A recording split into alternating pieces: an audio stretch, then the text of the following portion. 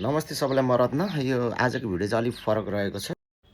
यो चाहिँ खास मेरो हातको एउटा एथर भन्ने ब्रान्डको चाहिँ बायो इलेक्ट्रोनिक हातको कोटेसन हो। यसको चाहिँ 5वटा अम्ल चल्दो रहेछ र उहाँहरूले चाहिँ मलाई जब मास्टर्समा पुगेपछि चाहिँ म्यासेज इमेल गरिरहनु भयो। मैले चाहिँ पैसा नभएपछि अब हाल्न सकिन्न भन्ने हिसाबले वास्ता नगर्नु बसेको थिएँ।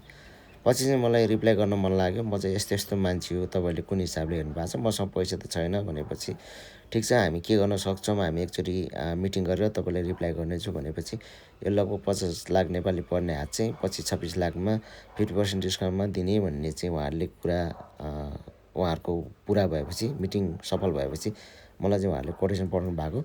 यसमा चाहिँ तपाईँको त्यही हो, जति पनि लेखा छ सबै त्यो नेमअनुसार लेखा छ होइन, के मैले के गर्नुपर्ने कसो गर्नुपर्ने सबै। त्यही क्रममा मलाई यदि तपाईँहरू सपोर्ट गर्न चाहनुहुन्छ भने मैले क्युआर कोड राखेको छु। कृपया हामी यो अभियान सुरु भइसकेको छ। मैले लगभग 2 लाख रुपियाँ नै पाइसकेको छु। मलाई 2 लाख चाहिँ हाम्रो युके बस्नुहुने सर म्याम चाहिँ आउनु भएको छ। उहाँहरूको भिडियो नि यहाँ हेर्न सक्नुहुन्छ तपाईँहरूले। एउटा त्यो हौसला गर्नुपर्छ। आज फेरि शुक्रबारको दिन शुभ साइट पनि हुन्छ नि होइन त। तपाईँलाई चाहिँ कम्फर्टेबल होस्, सजिलो होस्को लागि हो कि हामीले सहयोग गरेको चाहिँ। हजुरहरूले सुरु गर्नुभयो, एकदम धन्यवाद छ हजुरलाई धेरै धेरै। प्रवचन पहिला नै जोडिनु भएको मैले पनि देखेको थिएँ। कति मात्र सेटमा गएपछि चाहिँ ए जस्तो लाग्यो कि तपाईँको त्यहाँदेखि सबै कुरा आयो नि त। म यसरी भएको म कुक गर्थेँ, सेभ गर्थेँ भन्नुभयो नि त। त्यहाँदेखि यस्तै यस्तो लागेको थियो कि अनि अहिले पो सरप्राइज गर्दाखेरि म पनि छक्कै परेँ। फेरि उहाँले गरेको कुनै पनि कुरालाई चाहिँ म जहिले पनि एप्रिसिएटै गर्छु कि नराम्रो ठाउँमा हुँदैन, राम्रो ठाउँमा हुन्छ चाहिँ। प्रायः हामी त्यही रोक्छौँ क्या, डोनेसन गरेर चाहिँ अब हामी उहाँ काम गर्दा हामी च्यारिटीको लागि भनेर चाहिँ 1 आवर चाहिँ हामीले छुट्याएकै हुन्छ कि। अब जस्तो 12-13 रुपियाँ दिइहाल्छ उहाँको यहाँ हप्तामा त निकै नै हुन्छ नि त। त्यो पैसा त वर्षसम्म कलेक्ट गर्दाखेरि त धेरै नै हुन्छ। त्यो धेरै भएको पैसालाई चाहिँ अब एकैचोटि आफ्नो दिनु भन्दाखेरि पनि हामीले यति जम्मा गरेको पैसा त सबैतिर दिन पायौँ नि त। सन्तुष्टि नै मेरो फ्यामिलीमा चाहिँ हामी 2जनाले चाहिँ यसो गरौँ है।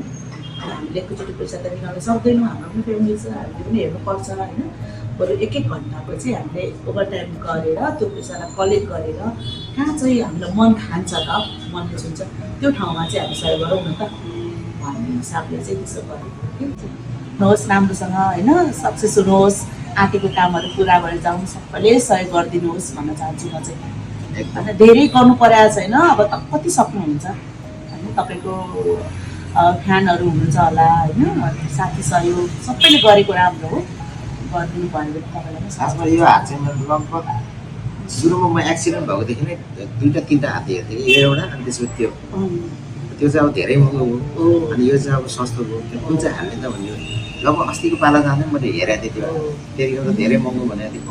अहिले चाहिँ जब मास्टर सेपमा गएर आइसकेपछि उनीहरूलाई नि हामीले नि त केही गरिदिउँ न भन्ने हिसाबले त्यति फ्लुट गर्ने डिस्काउन्ट त्यही भएर चाहिँ अब गरौँ भन्ने आग्रह गरेको। त्यो चाहिँ अब अहिलेसम्म भगवान्को आशीर्वाद र हजुरहरू जस्तो हजुरहरू जस्तो साथीभाइको माया र उसले गर्दा अब अगाडि बढ्ने मौका पाएको छु। धेरै धन्यवाद छ यो उसको लागि सबलाई पनि। तपाईँको सक्सेस राम्रो होस् भन्ने चाहना छ है हाम्रो चाहिँ भित्री मनदेखि। न हाम्रो कोही पर्नुहुन्छ न हामी तपाईँको कोही पर्छौँ। मानव हो नि त होइन। त्यही भएर आत्मसन्तुष्टिको लागि ओहो मैले यति गरेको थिएँ, उहाँले अहिले चाहिँ यति गर्न सक्नुभयो भन्ने कुरा चाहिँ हामीले पनि महसुस गर्छौँ नि त। त्यस्तो लाग्छ क्या मलाई चाहिँ, हामीलाई चाहिँ। पहिलादेखि नै म त्यति नभनिकन मान्छेहरूले पकेट मनी यस्तो सपोर्ट गर्नुहुन्थ्यो। त्यहाँ गएर आएपछि चाहिँ सबले कमेन्ट गरेर बल्ल जो मलाई माया गर्नुहुने सपोर्ट गर्नु उहाँहरूले गर्दा यहाँसम्म आएको भने जुन चाहिँ त्यो बिर्सिँदा र उहाँहरूलाई धन्यवाद दिइरहेको हुन्छ मनमा नै। किनभने आफूले गरेको मान्छे सायद देख्नु पनि भयो होला उहाँहरूले सहयोग गरेर पहिला यस्तो गरेको थिएँ यहाँसम्म पुग्नुपर्छ। एकदम धेरै धेरै धन्यवाद आइदिनु भयो, बोलाइदिनु भयो हाम्रो सरले। हामीले पनि मौका दिनुभयो नि त तपाईँले। अपर्च्युनिटी नदिएको भए यो अवसर मिल्थ्यो त, मिल्ने थिएन नि त होइन। नचिनेको मान्छेलाई अवसर दिनु भनेको पनि त ठुलो कुरा हो नि। हामीले पनि सही ठाउँमा सही गर्न पायौँ। मैले अहिले हामीलाई कति राम्रो धन्यवाद दिनुभयो, एप्रिसिएट गर्नुभएको छ होइन। हामीले त्योभन्दा ठुलो कुरा के छ, के छैन नि त मान्छेले होइन। तपाईँ पनि राम्रो होस्, हाम्रो पनि हृदय मनदेखि नै भित्री मनदेखि नै तपाईँलाई धेरै धेरै शुभकामना छ। सक्सेस हुनुहोस्, राम्रो हुनुहोस्।